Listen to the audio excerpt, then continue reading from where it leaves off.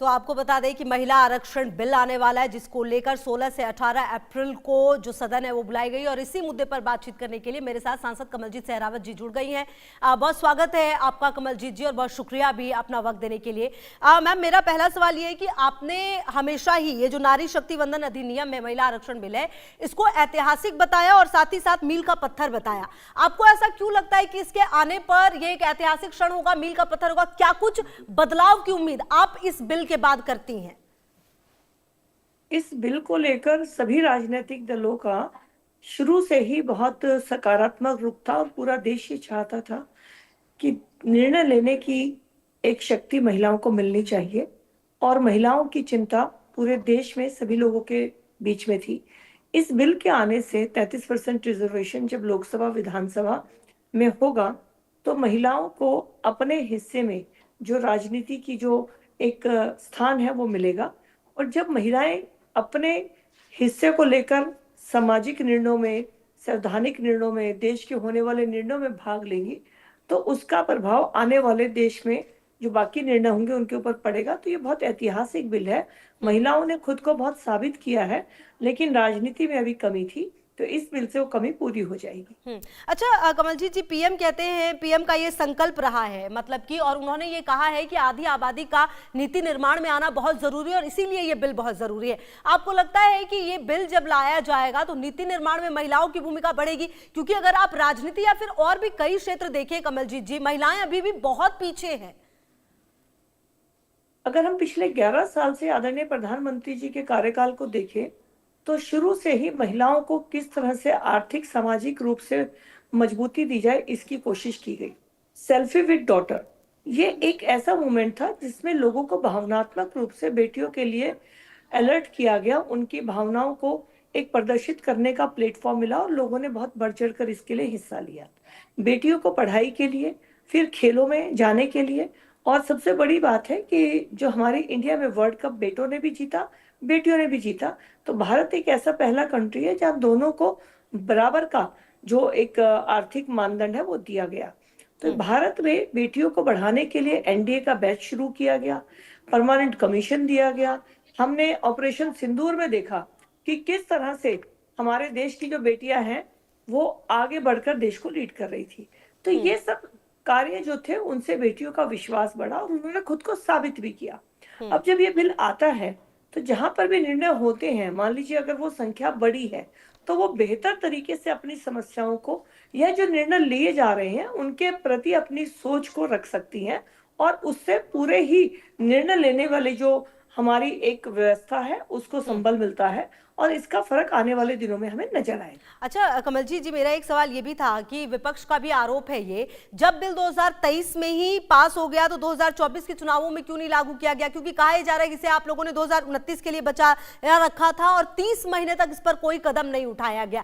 ये जो तमाम आरोप लग रहे हैं, इसको आप किस तरीके से अब बताएंगे इस पर? और दूसरी बात ये कि क्या उम्मीद कर रही है 16, 17, 18 को, जैसे चलिए बीजेपी के लिए तो व्हिप जो है वो जारी कर दिया गया है, बाकी के जो पार्टी है क्या उनके सदस्य पहुंचेंगे? आप लोग उम्मीद कर रहे हैं ये? 2023 में जब इस बिल को इंट्रोड्यूस किया गया, उस समय आदरणीय प्रधानमंत्री जी ने सभी दलों को इसके समर्थन में आने के लिए प्रार्थना की, और सबसे बड़ी बात है कि सभी दल इसके ऊपर पूर्णतः सहमत भी थे। 2023 में जब ये बिल आया तो इसको 2024 में इम्प्लीमेंट नहीं किया जा सकता था, लेकिन कहीं ना कहीं हर स्टेप पे इसको आगे कैसे बढ़ाया जाए इसकी चिंता हुई।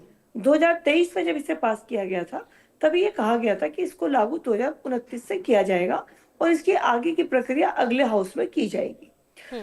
अब जब ये 2000 आज हम जब 26 में बात कर रहे हैं, तो अगले 3 साल हमारे पास हैं, जिसमें कि इस बिल में पास होने के बाद महिलाओं को पूरा एक समय मिलेगा खुद को राजनीति में आगे बढ़ाने का, और दलों को भी अपने दल की सही से जो महिलाओं के ऊपर एक उनको वर्किंग करनी है उसका भी।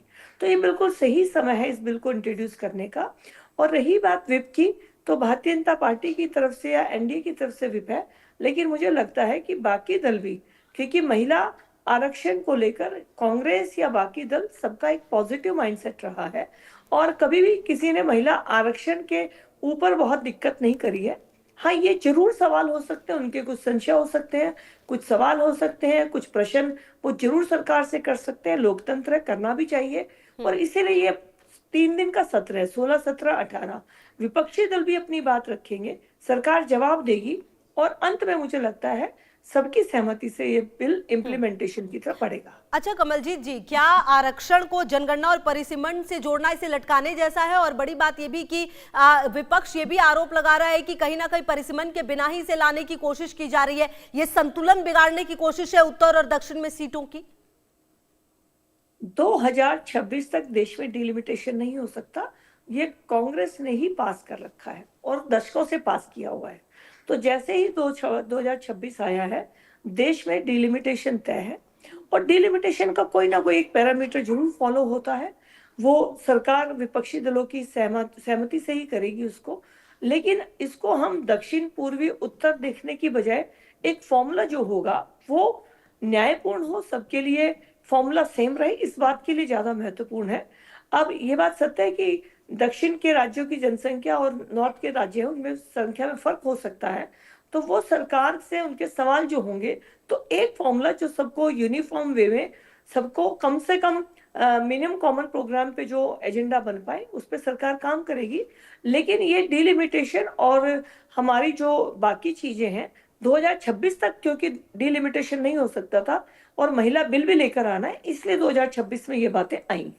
अच्छा मैम, ये जो विपक्षी दल हैं जैसे सपा और कांग्रेस, उन्होंने बार बार सवाल ये भी उठाया है कि 33% जो आरक्षण है उसमें ओबीसी के लिए अलग से कोटा क्यों नहीं है? कहीं ना कहीं क्या आधी आबादी एक खास वर्ग को फायदा पहुंचाने के लिए है? आज जब देश में चुनाव होते हैं तो देश के चुनाव में जो सीटें जिस तरह से भी रिजर्व हैं, उसी तरह से इस बिल के इम्प्लीमेंटेशन पे जाना चाहिए। ओबीसी की अगर चिंता या चर्चा किसी को करनी है तो सबके लिए होनी चाहिए। इस बिल को लाने में देरी ना हो, इसलिए कोई अलग से जो विषय है उसको नहीं लाया जा सकता।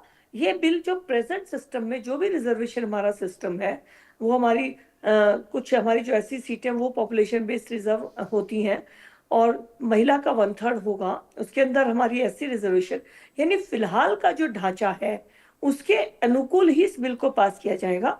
अगर देश में किसी और एंगल पे अमेंडमेंट की जरूरत है या कुछ और आना चाहिए तो वो होलिस्टिक अप्रोच से फिर दोबारा इसको रिव्यू किया जा सकता है। संसद का ये अधिकार है। लेकिन आज तो जो प्रेजेंट है उसी से इसको लागू करना चाहिए, इसको और देरी नहीं होनी चाहिए। अच्छा मैम, मिस्ड कॉल कैंपेन, विशेष सत्र, सब कुछ अप्रैल में ही 2026 में ही बुलाया गया।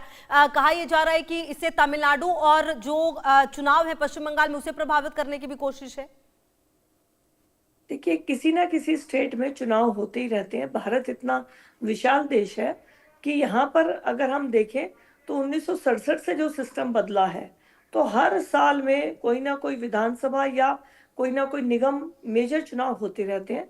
तो ये तो जब भी आता उसमें यही बात कही जाती है। अगले साल लाते तो कहा जाता यूपी है, उत्तराखंड है, यहाँ पर चुनाव है, पंजाब है। इस साल लाए तो कहा जा रहा है बंगाल है। ये सब तो हर साल चलने वाले चुनाव भारत में हो चुके हैं। इसलिए किसी ना किसी वर्ष में चुनाव रहते हैं, इसको जल्द से जल्द लाना चाहिए। और जैसे ही सरकार को अभी 2026 में डिलिमिटेशन की डेट खत्म हुई, सरकार टाइमली इसको लेकर आ रही है। तो चीजों को देखने का नजरिया कोई किसी भी नजर से देख सकता है। ठीक है, बहुत शुक्रिया आपका मैम हमारे साथ जुड़ने के लिए और बातचीत करने के लिए। तो कहीं ना कहीं देखिए सरकार का ये नजरिया है और कहीं ना कहीं अब जब बिल आएगा तो बहुत बदलाव होंगे, ऐसा मानना है कमलजीत सहरावत का। बहरहाल इस खास पेशकश में इतना ही। आप रहिए हमारे साथ, देखते रहिए इंडिया।